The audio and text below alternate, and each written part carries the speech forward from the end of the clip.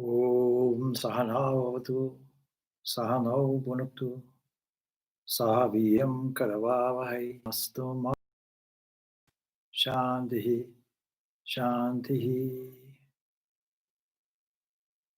May that one protect us both together. May that one nourish us both together. And we work conjointly with great energy. And may our study also be vigorous and effective. May we not unnecessarily disagree with each other. And peace, peace, peace beyond all. So we are continuing our study of the Srimad Bhagavad Gita, chapter 13. That presents us with two aspects, a field and an hour of a field. And those people who have been following the series will have understood some basic things about our reality. That in order to perceive something, and I'm repeating this again, two things are necessary, the perceiver on the one side and the field of perception on the other. There are some people who think that in these talks we should not bring any science in. But then I remind you that Swami Vivekananda was keen to present all these Vedanta ideas in a scientific way, conforming to the science of his day. Why? Science is that investigation into what we in Vedanta call Maya. That is, it is an investigation into a kind of ephemeral state which cannot necessarily be 100% determined. And in the last 100 years, we've understood that underlying this whole thing that we call reality, solid table, chair, the things that we see, even the vast things that we see through telescopes and satellite technology that presents us with deep field visions, where we can penetrate further and further and further into the cosmos. Despite all of that, in order to understand what is there, we still require these two things, an observer and the thing that is observed. And more importantly, and for the first time ever in science, the observer has become a significant entity without which we can't determine what is reality. To me, it's astonishing that this should have been discovered so many thousands of years ago by these great rishis and sages and saints and seers. And all these abstract ideas presented in that section of the Vedas that is called Upanishads, the end of the Vedas, this Vedanta. Because these abstract ideas were confined to those who are more literate, those who could have intricate philosophical discussions and exercise not only their rationale and intellect, but understand the principles and practices of meditation. But as time goes on, this becomes lost to the general populace. And teachers in their generosity can sit. Upanishad means sitting at the feet of. This last Upanishad, we can say, is the Srimad Bhagavad Gita. But sitting at the feet, and of course, as times change, perceptions change, receptivity changes, some of these are lost. Now we owe a great debt of gratitude to Adishi Shankaracharya, because his bhashya on this and others meaning 10 Upanishads, this Srimad Bhagavad Gita, and the Brahma Sutras or Vedanta Sutras, these three texts that we call Prasthanatraya, he gave commentaries on, extensive commentaries. He must have been a very old man to do that. No, he wasn't. He did this in his youth. And most of his study and understanding seemed to have been completed by the age of 16 already. So we mention this because today we celebrate his birth. Such an outstanding person who managed through the principle of understanding the purport of the Vedas, the essence of it, where much of its meaning had been given away to superstition, malpractices, and a state of affairs in India where this Sanatana Dharma was all but lost, brings it back to its polished condition, its pristine condition again. And where Buddhism was on its decline, where Buddhism was in its depraved condition, there was this necessity. We find this, isn't it, everywhere. Our Srimad Bhagavad Gita tells us this, that from age to age, yada yada hi dharmasya, some wave comes, some descent occurs. And so it was with Sri Shankaracharya, we find.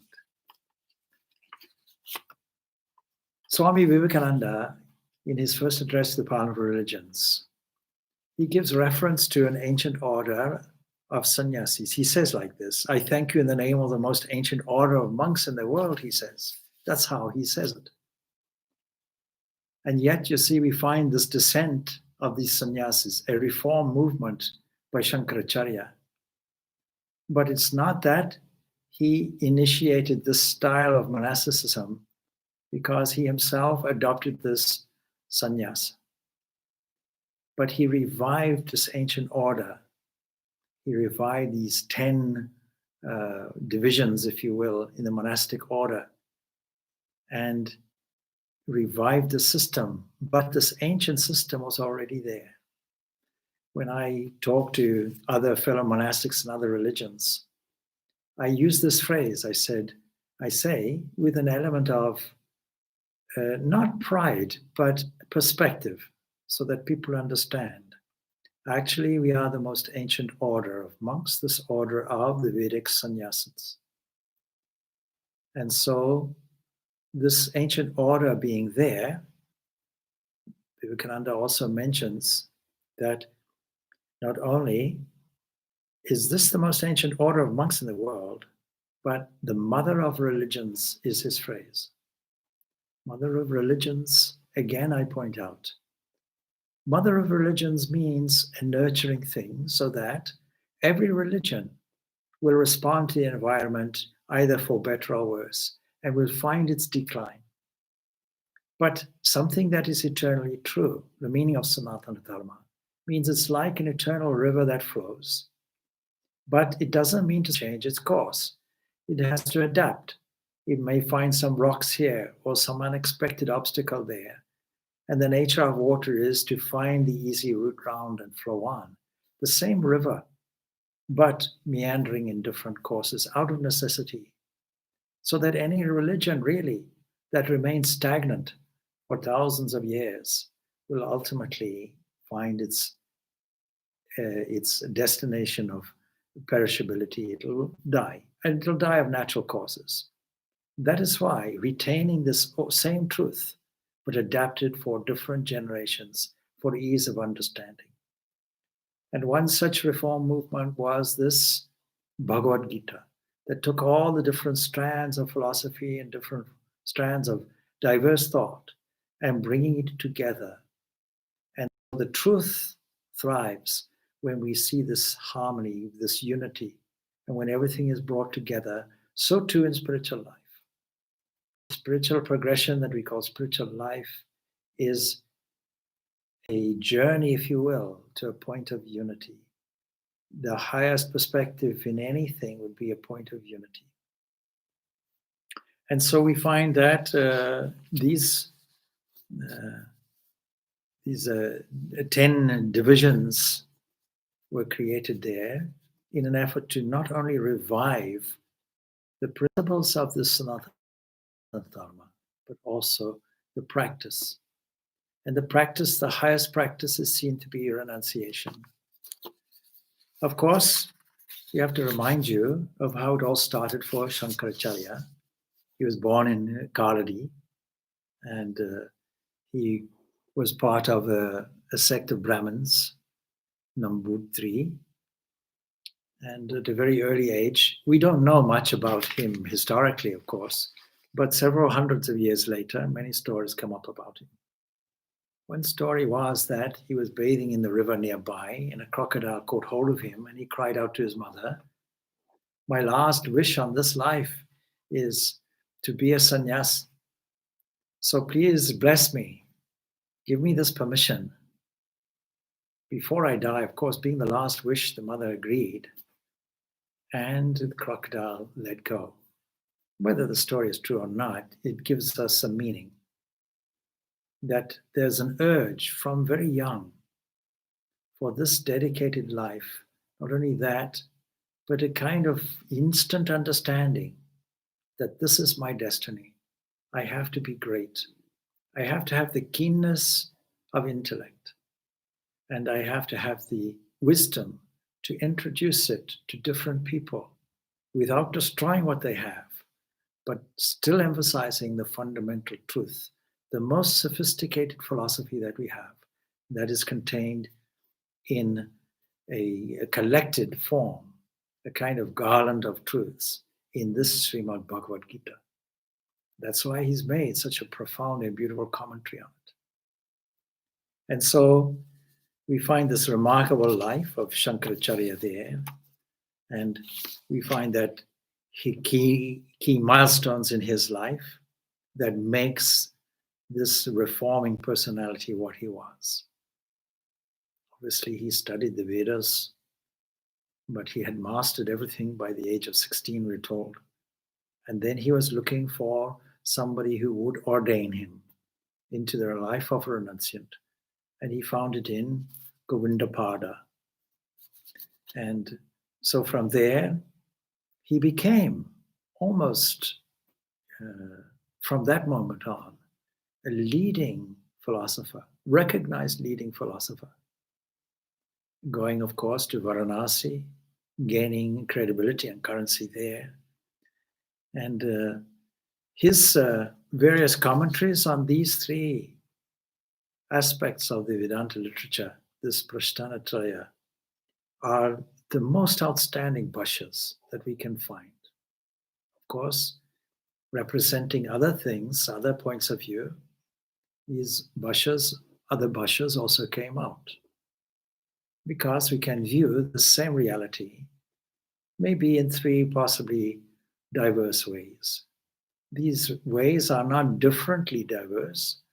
The one is a supplementary position of the other. But it would be selling us short if we didn't aim for the very highest teaching. We'll come back to this subject of Shankaracharya, but let us pick up the text of the Bhagavad Gita where we left off last week.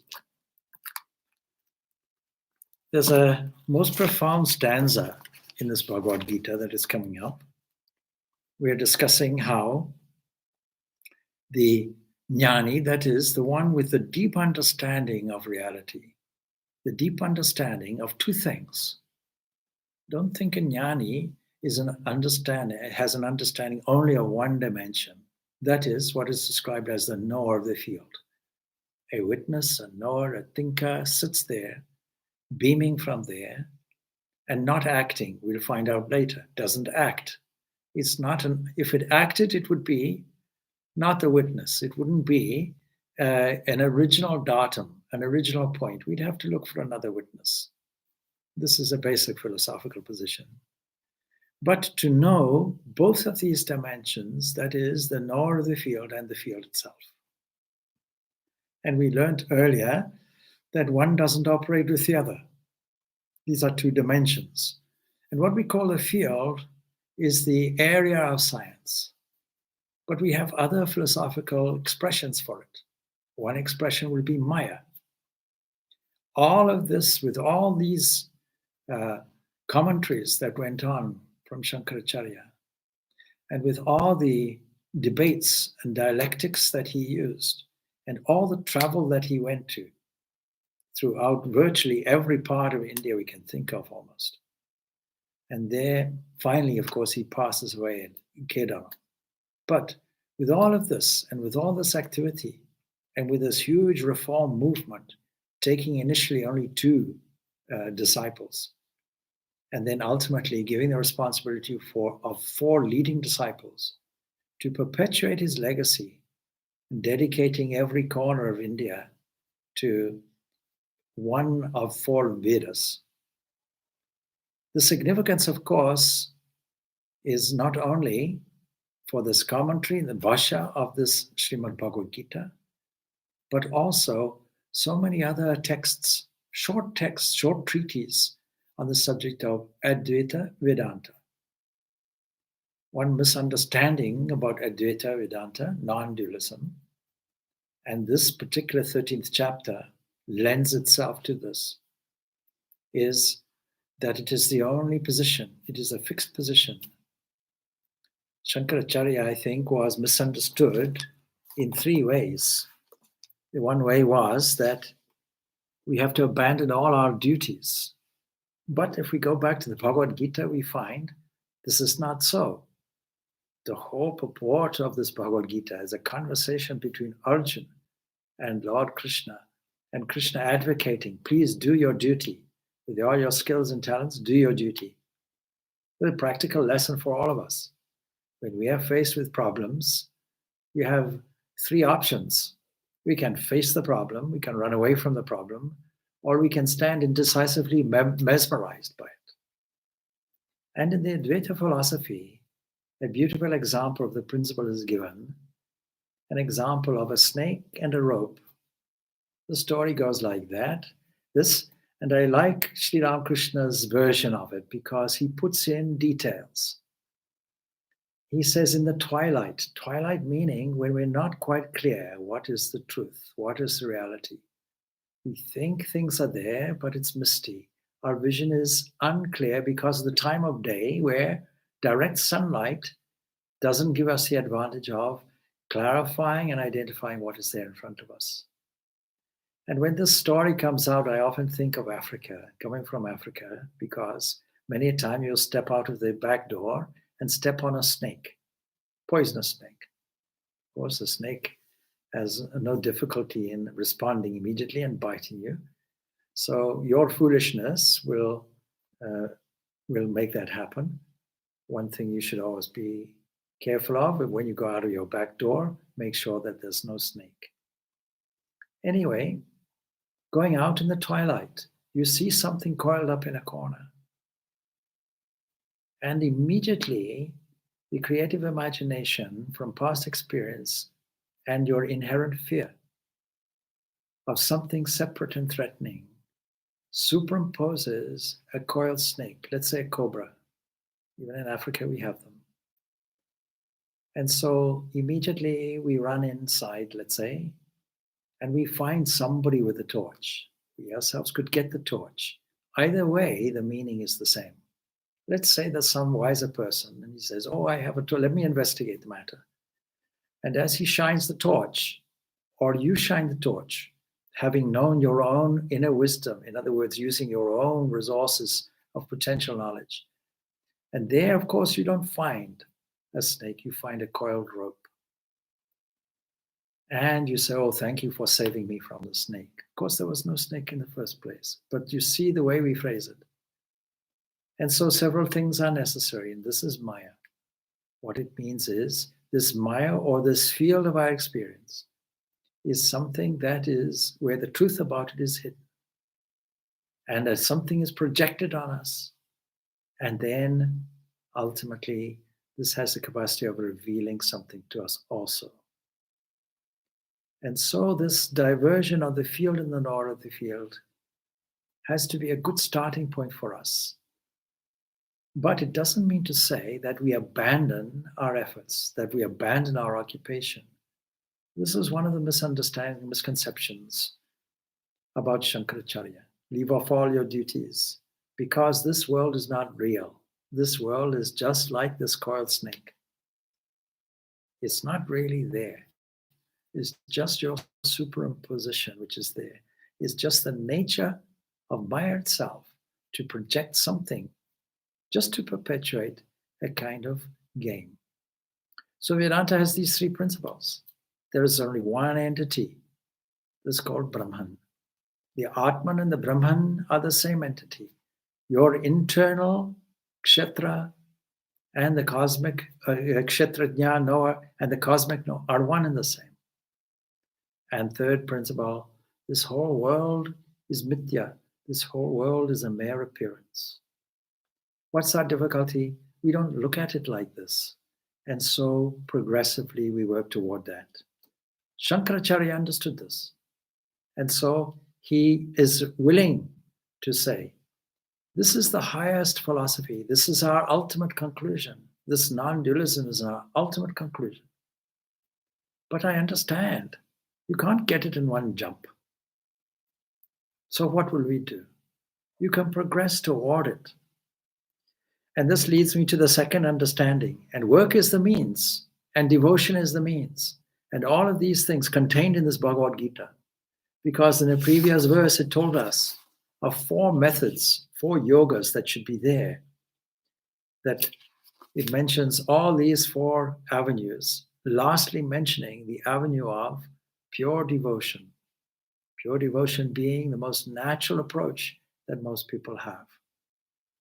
And this brings us to the second misunderstanding of Shankaracharya, that he was against all the gods and goddesses.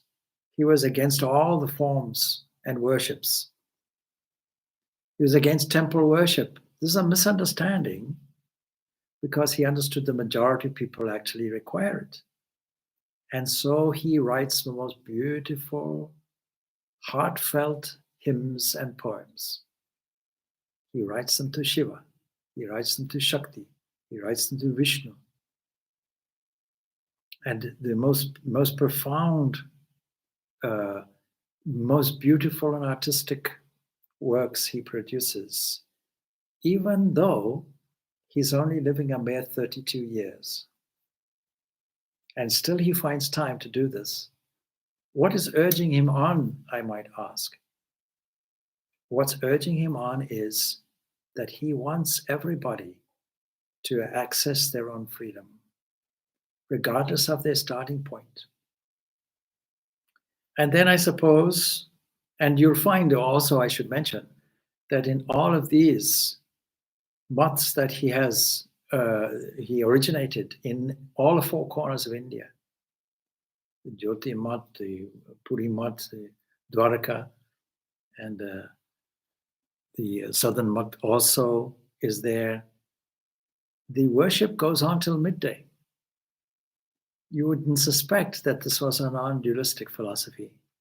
So that's the second myth that is gone. Why am I mentioning all these things? Not just because it's Shankaracharya's birthday, because it reminds us of the very principles that are contained here in this Bhagavad Gita. You can't do a bhashya on this Bhagavad Gita if you disagree with it. And all of these misconceptions about Shankaracharya are tantamount to saying you're teaching some philosophy separate and different from this Bhagavad Gita. Third misconception is that some people, particularly Western people, by the way, accuse Shankaracharya of complete negation and pessimism. This world is just an illusion. We have to get rid of it. It's worthless. But when you see the difference between this world that we call kshetra, the field, and this no-kshetrajna, this is where all your trouble starts. All your fears, all your doubts, all your pain, all your suspicions, all of the desires that produce these pain and that never seem to end, all this weakness, all this misery is all caused because of this one component, ignorance, which says this world is different from this knower of it. The world that we see, which we call a field of diverse people and places and events, is just a seeming fragmented aspect. We see it in fragmented form. We see it as a division of spectrum, like when light is divided. We see red light, we see all the different colors of the spectrum. And science tells us we should suspect that there's infrared and ultraviolet also. The eyes don't catch it. It tells us that these things happen on certain wavelengths. But at the back of it is pure white light. That's all there is. We don't see it.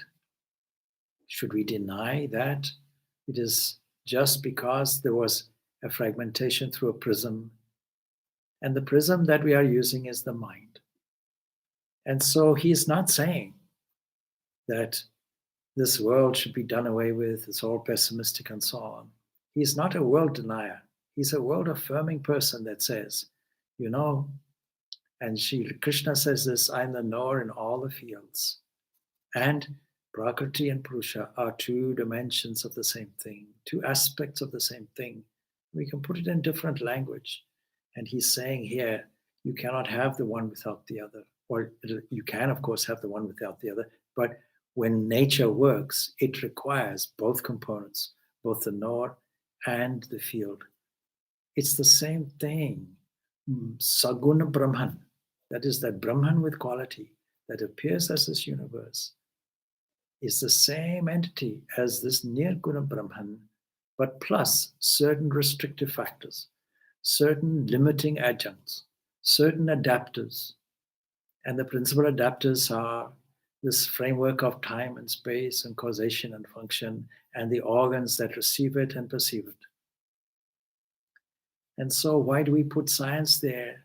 We put science there because science, as I said before, is an investigation into Maya.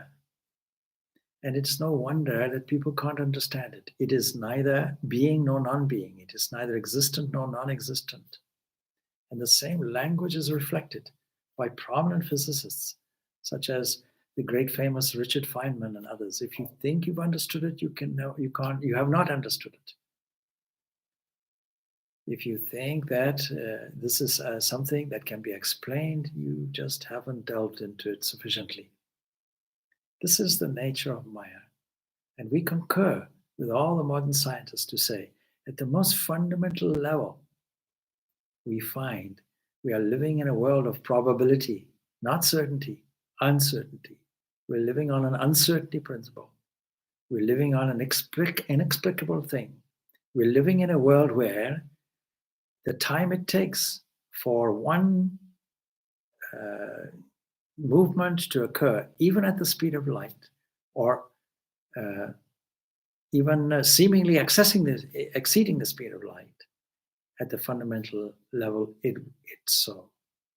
Of course, we still think that nothing exceeds the speed of light, but some other force is in operation, some simultaneous forces in operation.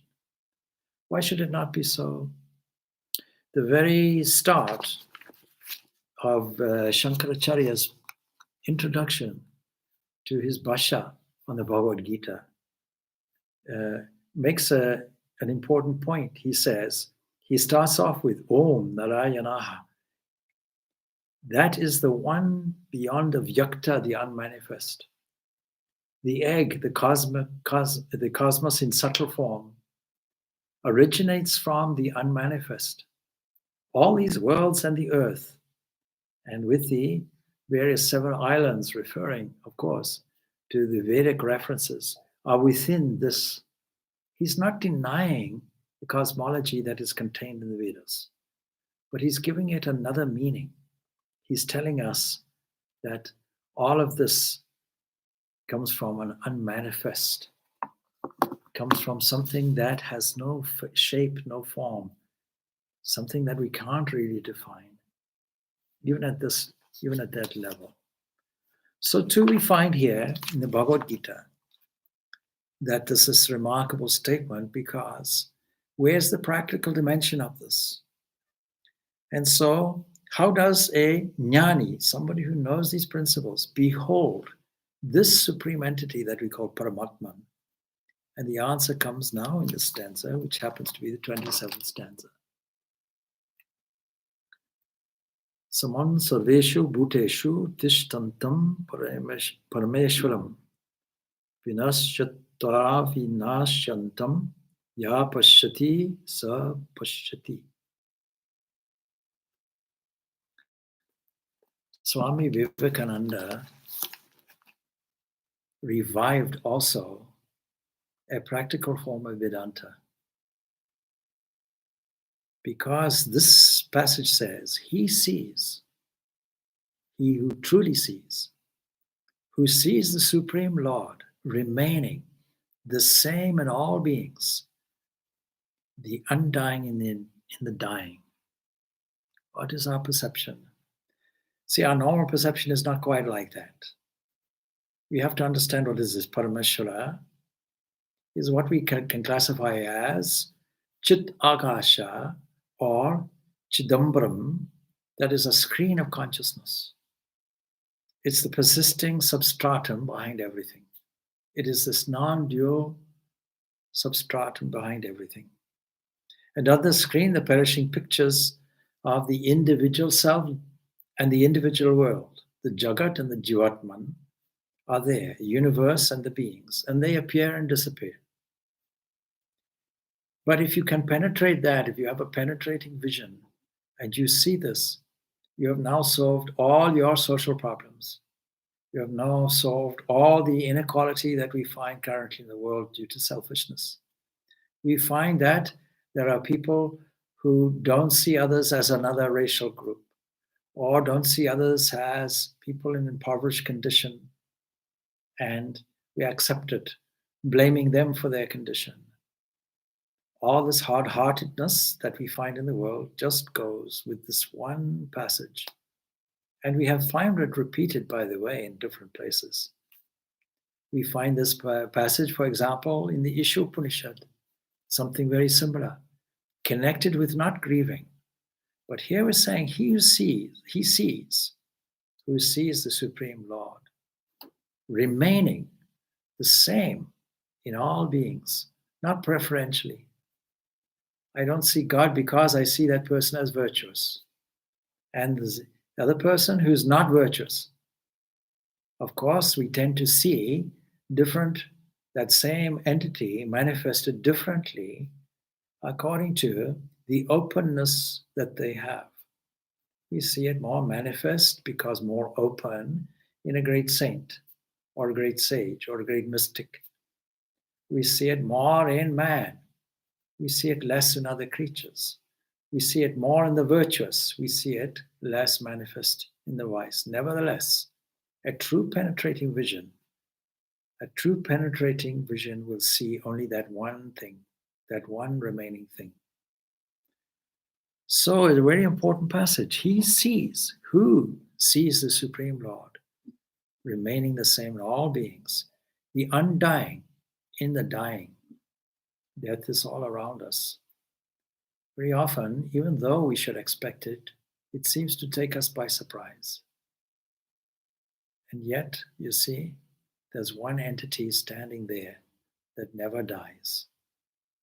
Now, this is a central message repeated in different ways, in different passages, and repeated throughout the Upanishads. But this is the very entity that when we look at it, when we understand it, that on the surface things change. Because there is time. If there was no time, we wouldn't see that change. And if we see that there's an undividedness behind a dividedness, that is, if we eliminate the spatial component of it, then we'll see this entity. Now, there's no aspect of saying you should get it tomorrow or it's easy. We're saying that there's a progression toward it. And coming back to Shankaracharya, he understood this. All great teachers knowing that which is unmanifest can never be described. That which transcends time and space cannot be located. It cannot have any movable parts or anything like this. So how do we realize it in reality? Of course, the Katha Upanishad tells us we have to understand it is there. We have to find the principle first, and then we have to know it. We have to catch up the gut, if you like. Because the gut is telling us, I'm the body. I'm the body and the mind. I have a mortgage, I have this, I have that, and I'm currently in lockdown. All of this is our normal sort of understanding of things. And so we find a beautiful commentary on this, quoted from Sri Ramakrishna. The sun is spreading his light equally everywhere, and he is visible in all parts of the extensive world. I love the way he puts it into a gender form in this English translation anyway. And he is visible in all parts of the extensive world. So the sun, you see, I always think of St. Francis, where he makes this reference, brother sun, sister moon. I know that the moon, of course, is masculine in some religious and cultural aspects. But still, he says, a small patch of cloud hides him from our very sight. Everybody can understand this. And similarly, Maya hides the all-pervading Brahman from our cognition. When the veil of Maya is removed, the Sat Chit Ananda Brahman is cognized everywhere and in all beings and things. Before that, it's only theoretical. It's only a mere statement because somebody said it or we read it somewhere.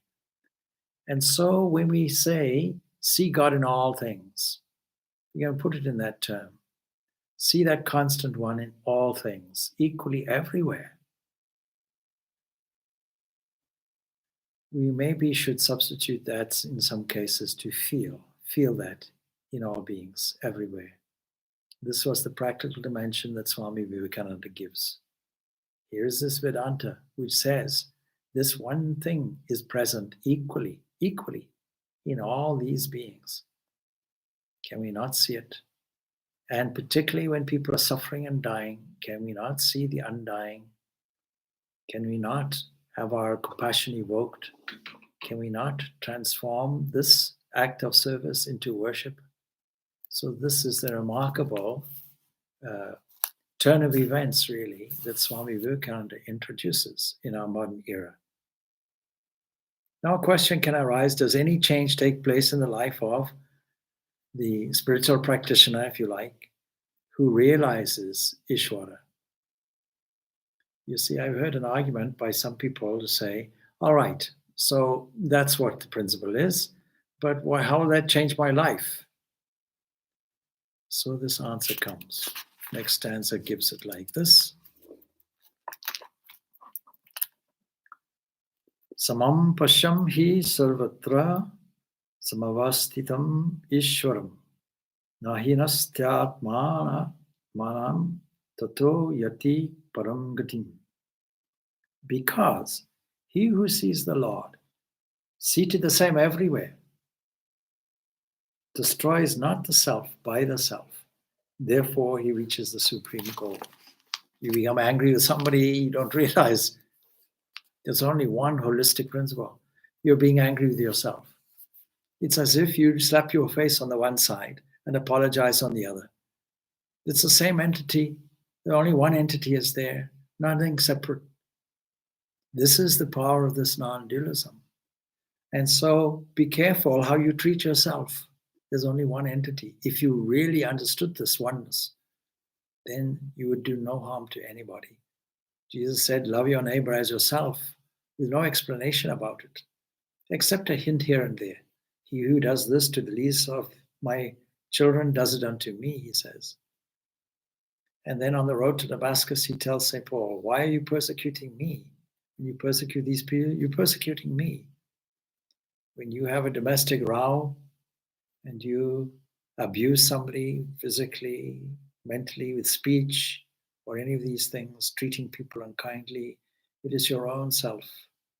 This is why the law of karma operates, because there's only one entity there. If you think there's a division there, this is the source of all generosity of spirit and social service and the welfare of mankind. And in many places it's found. Another misunderstanding, because critics of the Vedic system, Vedanta, Hinduism, was sometimes that Christianity introduced a spirit of service and charity to India. But you will find in many passages, going back even to the second chapter of the Bhagavad Gita, that somebody of steady wisdom is somebody who acts for the welfare of all beings, spontaneously does it, knowing that there is just this oneness of being. This is the difference between a principle, just a mere superficial understanding, and real deep understanding, that not only will you see it, but you will feel it.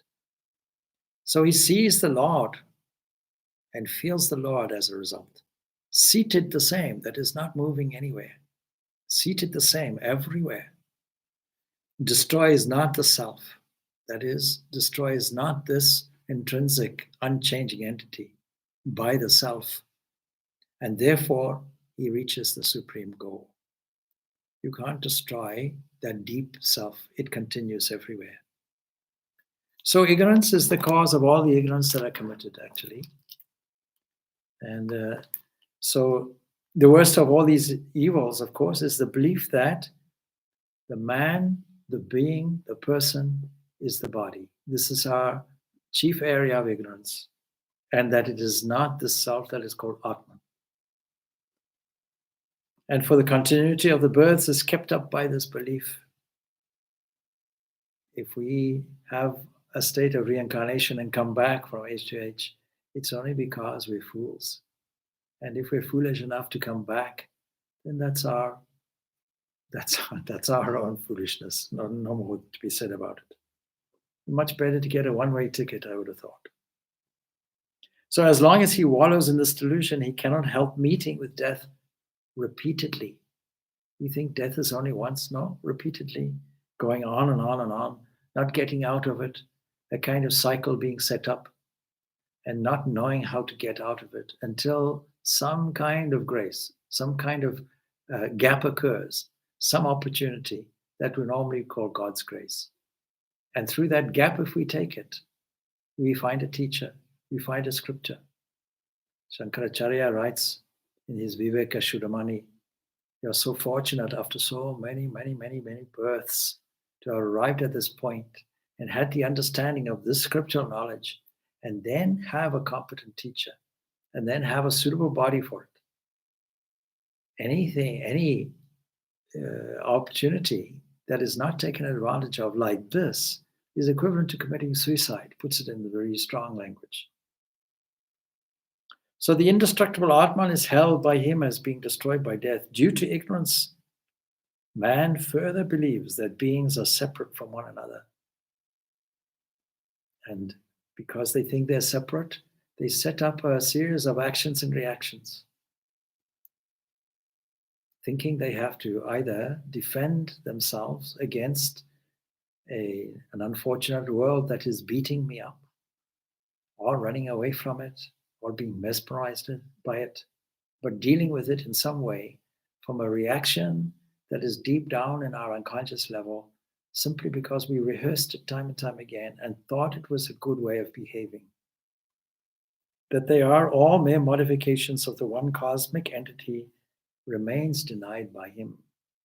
Injury is done to the others because of the belief that they are separate. If I think that something is separate, I'll fight. If I think, and I'll fight not just for the other person, but what that person possesses. I'll fight for land. I'll fight for prestige. We find this on the international stage also, in the political arena, where countries are blaming other countries, and in doing so, storing atomic weapons capable of destroying.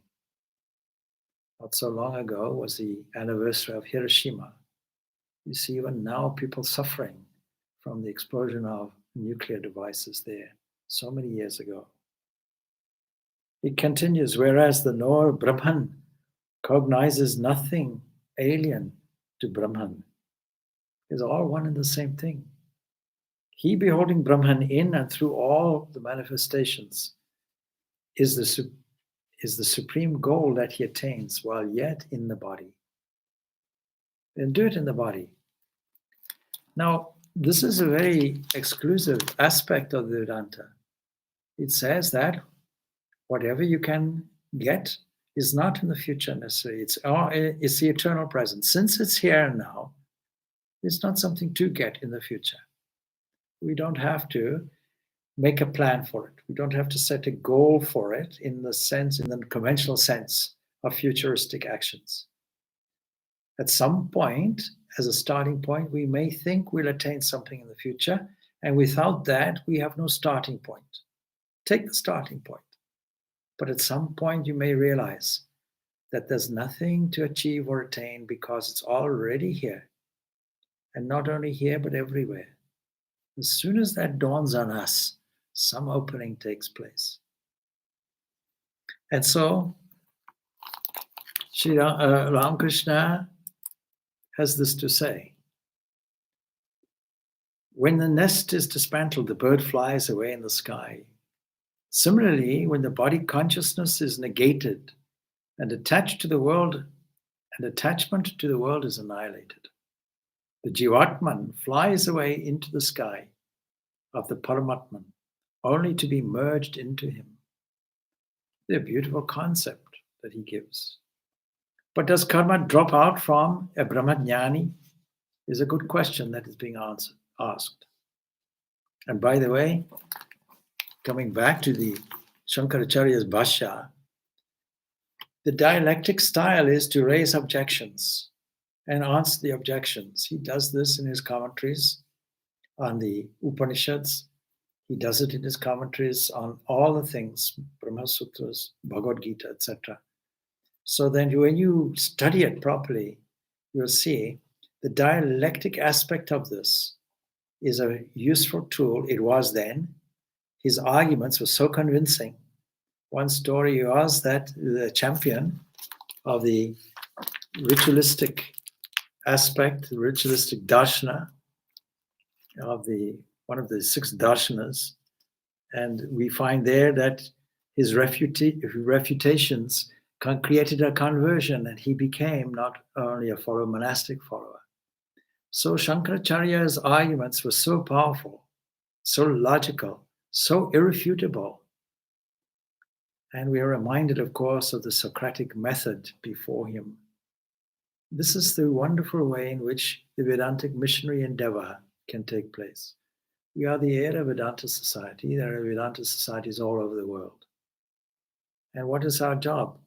Our job is to propagate this message of freedom and service, this message of the equality that we find, that the self equally present everywhere, in all, the self meaning Atman. Equivalent, if you like, to saying in religious terminology, God. See the God in everyone, serve the God in everyone. Allow a feeling of adoration to express itself. And in this way, transformation occurs. And so, how do we spread this message? We have to spread it by elucidating well the principles that we find in these scriptures. A lot of people avoid these various workshops and talks and so on and so forth. It's too tough, they say. I've heard this. It's all this highfalutin intellectual gymnastics. We don't understand a word of it. Yes, but engage then in question-answer sessions. Not just for the sake of a boxing match. You see how we open with a prayer, how we are asked in real study. A spirit of generosity is there to say, may we all have strength and vigor and enthusiasm in our studies. May we have nurturing and protection and all the rest of it. And may we not unnecessarily argue or cavil with each other. So it's not a question of intellectual boxing. It's a question of wanting to understand the answers to a question. Much of the Upanishads is phrased in question-answer form. And understanding it as much as you can. When I first came here to Ireland, there were 2 people, unnamed of course. They know who they are. At least one of them does. One person, I asked, where is that person? In those days, we used to have meetings up in near Bettystown. Those listening abroad will not know where it is, but it is some way outside of Dublin. And we used to meet wherever we could, and there's one place that was arranged for us.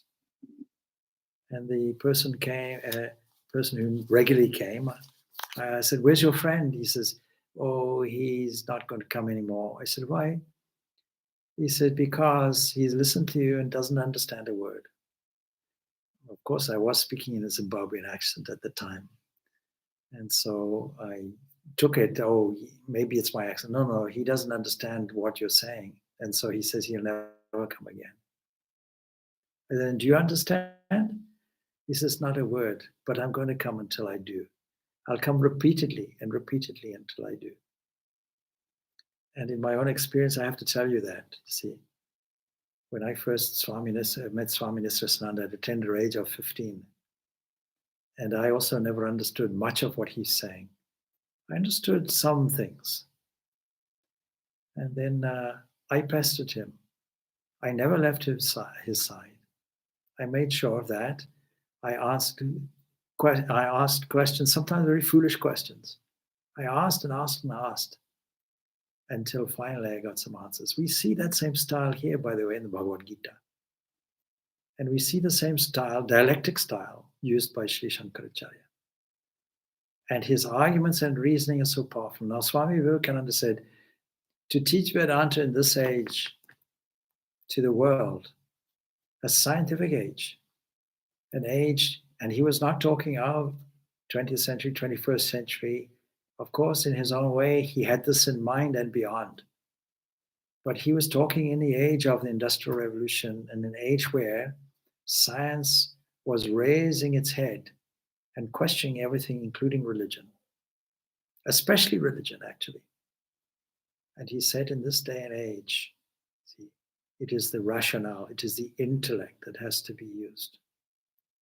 And the intellect has to be balanced by feeling. But of the two, feeling is the more significant. All the heart and no mind, no brain, no head is unbalanced. There has to have this balance of head and heart. The heart is very important. But it's a series. What does it mean? It means that we understand what the principles are first. And the principles are not with the heart or the gut. The principles are against it. If I say this whole world is nothing more than this great, great illusion that we are all deluded, that we're all looking at the sun obscured by a cloud, that we're all superimposing things on something else. The gut says, no, this is not true. I bang my head against a table, my head feels it, and there's a dent in the table also. This is the reality. But you see, the Vedanta arguments are so subtle. And the principle carved up the Advaita Vedantic sleeve is 3 states of consciousness. That what you see in the waking world, the factors that make it real to you, are the same factors presented in a dream. And then you have to question, is there such thing as an objective world? So through these and other methods, Vedantic methods, that is Upanishadic methods, Shankaracharya was bold enough. There was a great philosopher, Thibault, a French philosopher, Georges Thibault. He had this to say about Sri Shankaracharya. In fact, even before that, Swami Vivekananda himself had this to say. He who declared I will come whenever virtue subsides. Of course, he's referring to Srimad Bhagavad Gita, 4th chapter. This is, whenever virtue subsides, came again, this time from the south, and up rose that young Brahmin, of whom it was declared that at the age of 16, he had compiled all his writings.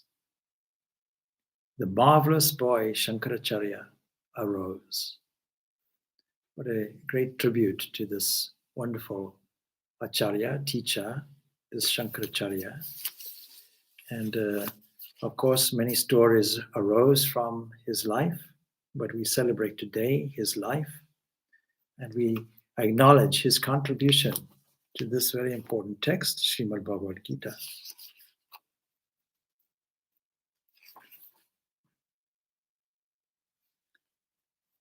Now we'll end off with just a few more comments of that, but one more stanza from the Bhagavad Gita. Again, in answer to a question, does karma drop out from the Brahmanyani, the one who understands this principle of unity, this that we call Brahman, not just intellectually, but really connects with it, becomes one with it? Do all the actions drop off from him? And so, in the next 2 stanzas, we are told that karma, action, pertains to Prakriti alone, not to this entity which we are calling variedly Kshetrajna, the knower of the field, or the witness, the supporter, the pervader. Many descriptions are there. This entity that is one without a second, this entity that we call Atman, and in other places called Purusha. And so,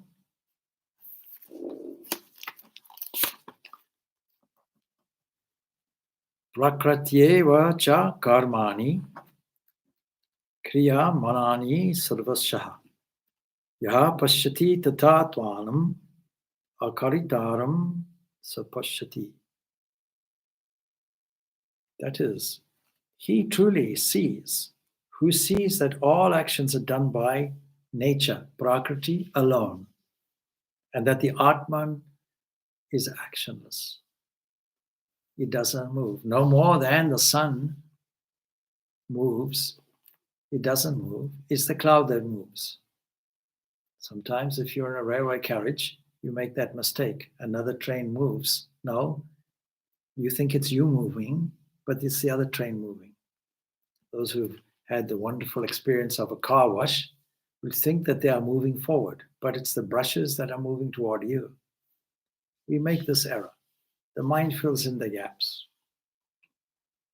So we say heat and light are inherent in the sun. Even so, Prakriti is inherent in this Brahman. But on this account, Brahman undergoes no change, no modification, no pollution. Prakriti or Shakti is full of activities. Shakti gives another understanding of it. It's not just this Prakriti, it's a Shakti, the thing that is powerful, it moves everything. So, the body of the jnani belongs to Prakriti, that we have to understand. The activities, therefore, may go on to any extent in it. The supreme state of this jnani is in no way affected by it. He, the Atman, is actionless, while the body, which is seemingly his, is full of activities. He who intuits this is the enlightened one. We get all our inner knowledge through intuition. We can't say, where's the objective evidence? No, it's this mystic intuition that we get that flashes. Sri Ramakrishna says, I adore him as Brahman, who is all awareness, unaffected by activities, just as creation, preservation, and destruction. I adore her as Shakti, as Maya, or Prakriti, who carries on all these activities regularly in the proximity of the actionless Brahman. It is this proximity that lends its energy, as it were. And so this relationship between the Kshetra and Kshetrajna is further clarified in the next stanza, when he realizes the whole variety of beings as resting in this one and is an evolution from that one alone, then he becomes this Brahman. Yada Bhuta Prathak Bhavam Ekastam Anupashyati Tata Eva Cha Vishtaram Brahma Sampadyate Tada. The static Brahman, says Sri Ramakrishna, and the kinetic Shakti are in fact one and the same. The absolute Sat Chit Ananda, existence, consciousness, bliss absolute, Brahman is also the omnipotent, omniscient, and all blissful cosmic mother. As fire and heat are one and the same, Brahman and Shakti are the same. We'll explore this subject further next week, and we'll finish off with a small dedication. We have to finish off, of course, with more of a tribute to the great Adi Shankaracharya. And what I've done is selected an English translation of one of his hymns or prayers. And here he highlights his own humility. And he's putting it in dualistic language, thwarting those who feel that non-dualism is an absolute position, not a supplementary position. Supplementary position means if you have three positions climbing a mountain, you start at one point and you go up to the very top, and there's an intermediary position also. The top position does not eliminate or annihilate the bottom or the intermediate position. It's just a progression. A supplementary position is taking place at each stage. He says, I have not made rich gifts to the Brahmins, cherishing in my heart O Mahadeva, thy hallowed form, I have not made in the sacred fire the million oblations of butter. Repeating the holy mantra given me by my Guru, never have I done penance along the Ganga with the japa and study of the Vedas. Therefore, O Shiva, O Mahadeva, O Shambhu, forgive me, I pray, for my transgressions. I have not sat in the lotus posture, nor have I ever controlled the prana along the Sushumna, repeating the syllable Om. Never have I suppressed the turbulent waves of my mind, nor merged the self-effulgent Om in the ever-shining witness consciousness whose nature is that of the highest Brahman. Nor have I in Samadhi meditated on Shankara, dwelling in every form as the inner guide. Therefore, O Shiva, O Mahadeva, O Shambhu, forgive me, I pray, for my transgressions. The great humility shows the greatness of the man that we call Shankaracharya. May Shankaracharya's continued grace shine on us. And further to this, he was not an orthodox person as many people might think, because he understood the debt of gratitude he had for his mother, he made sure that he connected with her on her passing and that he was dedicated to her all his life. It's not detachment, of course, or renunciation does not mean that we detach unfeelingly from everybody. It deepens our feeling because we see this presence of oneness everywhere and every place.